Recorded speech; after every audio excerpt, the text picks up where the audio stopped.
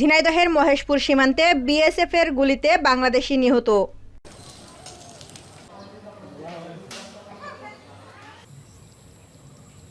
ঝিনাইদহের মহেশপুর সীমান্তের ওপারে ভারতের অভ্যন্তরে ওবায়দুর রহমান নামে এক যুবককে গুলি করে প্রাণনাশ করেছে বিএসএফ।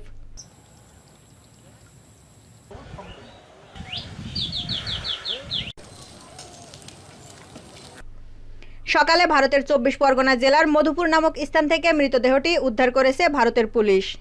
স্থানীয়রা জানায়, গেল রাতে মহেশপুর উপজেলার গোপালপুর গ্রামে 7 থেকে 8 জন লোক অবৈধভাবে ভারতে যায়। রাত 1:30টার দিকে তারা বিএসএফের সামনে পড়ে। সে সময় বিএসএফ তাদের দিকে লক্ষ্য করে গুলি ছোড়ে। তখন তারা পালিয়ে আবারও বাংলাদেশের ভিতরে চলে আসে। কিন্তু ওবায়দুর রহমান সহ 2 জন আসতে পারে না। ওবায়দুর রহমানকে বিএসএফ ধরে ফেলে। বিএসএফ তাকে বস্তায় জড়িয়ে অমানসিক নির্যাতন করে গুলি করে প্রাণনাশ করে। সকালে ভারতের অভ্যন্তরে মধুপুর নামক স্থানে একজনের মৃতদেহ পড়ে থাকতে দেখে এলাকাবাসী। ওই মৃতদেহটি ওবায়দুর রহমানের হতে পারে বলে সূত্র জানিয়েছে।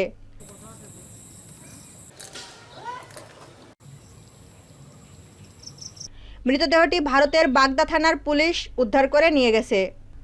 আরেকজনের খবর এখনও পাওয়া যায়নি, তবে এই বিষয়ে বিজিবির পক্ষ থেকে কিছুই জানা যায়নি।